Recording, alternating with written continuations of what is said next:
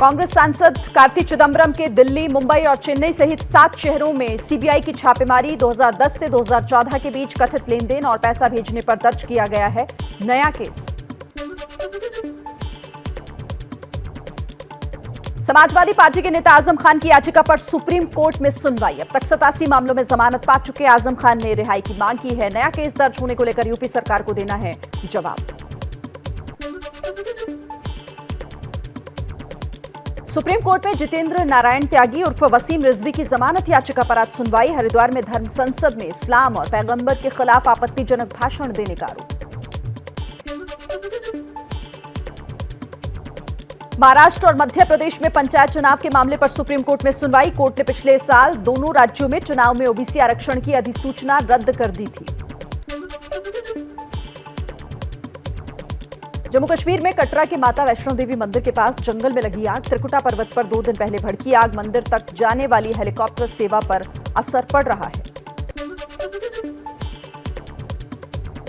दिल्ली में 20 मई तक लू से राहत मिलने की उम्मीद। कल 44 डिग्री के पार रहा पारा। उत्तर भारत में धूल भरी आंधी और लू चलने का अनुमान। राजस्थान में 50 डिग्री पहुंचा तापमान।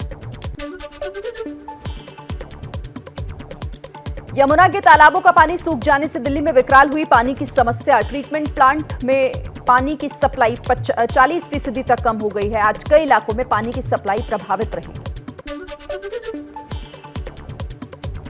एमपी के सीएम के गृह जिले में सीहोर में जल संकट। सूखी नदियों को खोदकर पीने का पानी निकालने को मजबूर हैं लोग। हिमाचल के शिमला और कांगड़ा में हुई बारिश से गर्मी से मिली लोगों को राहत। पिछले कई दिनों से हिमाचल में पड़ रही थी गर्मी। पर्यटक भी मौसम सुधरने से खुश। बहुत प्यारा मौसम हो गया है यहाँ पर, तो दिल कर रहा है कि अभी 1-2 दिन और रुके। आ रहा है मानसून। बंगाल की खाड़ी पहुंचे मानसून के बादल। 27 मई तक केरल पहुंचने के आसार। केरल के कोट्टयम में जबरदस्त बारिश से सड़कों पर भरा पानी, उफनाई नदियां। बिजली सप्लाई पर भी पड़ा असर।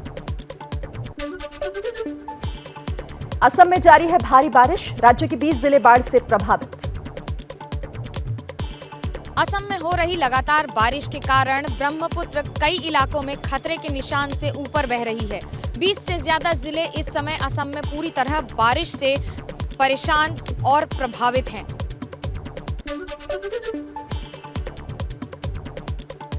असम के नागांव जिले में बाढ़ के हालात। फंसे लोगों को निकालने के लिए वायुसेना की मदद ली गई है। ट्राई के सिल्वर जुबली समारोह को पीएम ने वीडियो कॉन्फ्रेंसिंग के जरिए संबोधित किया। 5G टेस्ट बेड लॉन्च करने के बाद कहा कि ये आत्मनिर्भरता की दिशा में नया कदम है। ये टेलीकॉम सेक्टर में क्रिटिकल और आधुनिक टेक्नोलॉजी की आत्मनिर्भरता की दिशा में एक अहम कदम है।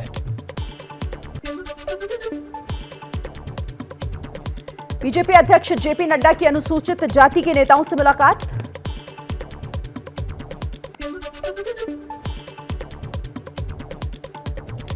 ज्ञानवापी मस्जिद परिसर की सर्वे रिपोर्ट को लेकर अभी भी सस्पेंस बरकरार। Assistant court commissioner Ajay Singh ने कहा, रिपोर्ट आज पेश नहीं हो पाई। रिपोर्ट तैयार नहीं हो पाई है, इसलिए आज माननीय न्यायालय के समक्ष जो है रिपोर्ट नहीं पेश की जाएगी। ज्ञानवापी मस्जिद मामले के सर्वे से जुड़े हुए दूसरे special court commissioner Vishal Singh का कहना था, रिपोर्ट करीब करीब तैयार हो चुकी है, लेकिन उसकी आखिरी जांच होना बाकी है। उसको ठीक से देख लेंगे, क्योंकि माननीय न्यायालय में सबमिट करना है, तो उसको ठीक से तैयार करके कोई मिस्टेक ना हो, कोई क्लरिकल मिस्टेक ना हो, कोई टाइपिंग मिस्टेक ना हो, वो सब चेक करके फाइल करना है। Special court commissioner Vishal Singh ने दावा किया कि सर्वे का काम 10 घंटे करेक्ट से बता ज्यादा दूं, 10 घंटे 10 minute from the first day जब समाप्त हुआ कल की डेट में 10 घंटे 10 मिनट में ये हम लोगों ने कमीशन की कार्रवाई पूरी की है।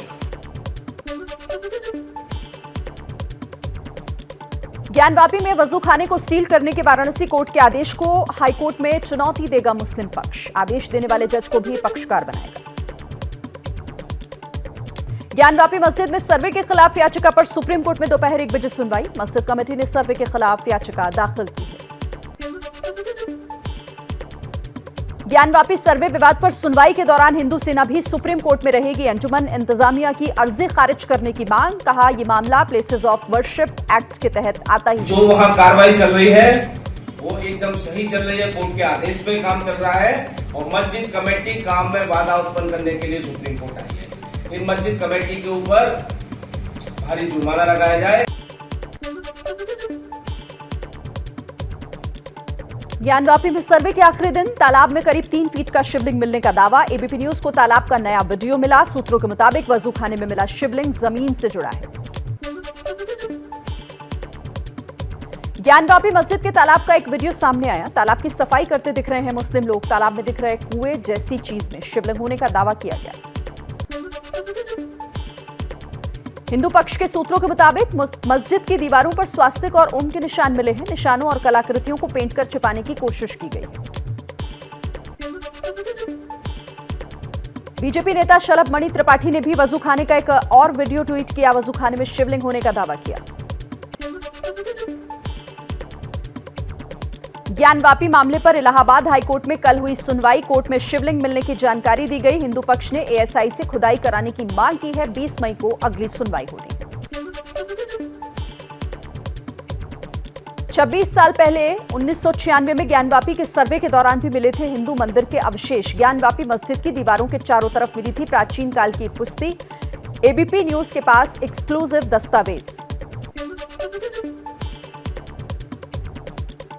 वजूखाना सील करने के आदेश पर all India Muslim personal law board का बयान। कहा ज्ञानवापी मस्जिद थी और रहेगी। मंदिर करार देने की कोशिश, नफरत पैदा करने की साजिश।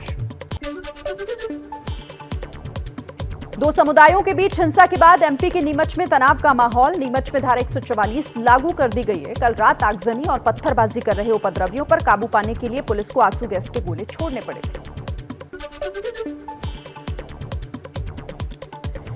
बताया जा रहा है कि नीमच में एक मंदिर में हनुमान की प्रतिमा की प्राण प्रतिष्ठा हो रही थी। मुस्लिम पक्ष ने इसका विरोध करते हुए दावा किया कि जमीन दरगाह की है।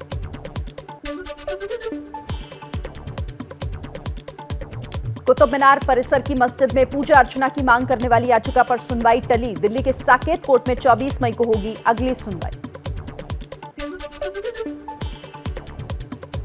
कर्नाटक के मंड्या में जामा मस्जिद के अंदर पूजा करने की अनुमति मांगी गई। सामाजिक कार्यकर्ता का दावा, मस्जिद बनने से पहले वहां पर एक मंदिर था। भोपाल में धर्मांतरण कराने का मामला सामने आया। बैरागढ़ के क्राइस्ट मेमोरियल स्कूल पर लालच देकर धर्म परिवर्तन कराने का आरोप। पुलिस ने स्कूल संचालक समेत 6 को गिरफ्तार किया है।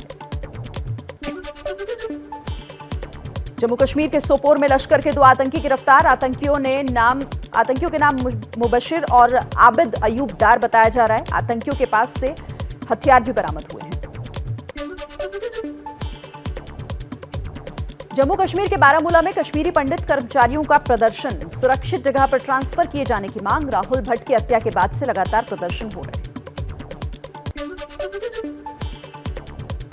कश्मीर को लेकर केंद्रीय गृह मंत्रालय में बैठक। जम्मू कश्मीर के उपराज्यपाल मनोज सिन्हा के अलावा डीजी सीआरपीएफ भी गृह मंत्रालय पहुंचे। देश में कोरोना के कुल एक्टिव केस की संख्या घटकर 17,000 हुई। एक दिन में 2,202 नए केस सामने आए। 27 मरीजों की जान गई। देश की सबसे बड़ी बीमा कंपनी एलआईसी के शेयरों की शेयर बाजार में लिस्ट होते ही औंधे मुंह गिरा। एनएसई पर 8.11% गिरकर 872 रुपए प्रति शेयर के भाव पर लिस्ट हुए।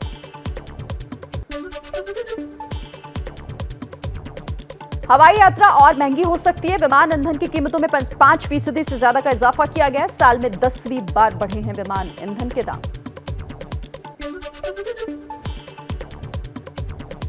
एसीसी और अंबुजा सीमेंट से हुआ अडानी का गठजोड़। अडानी ग्रुप ने दोनों कंपनियों में होलसेम की हिस्सेदारी के लिए करीब 81,360 करोड़ रुपए की डील की।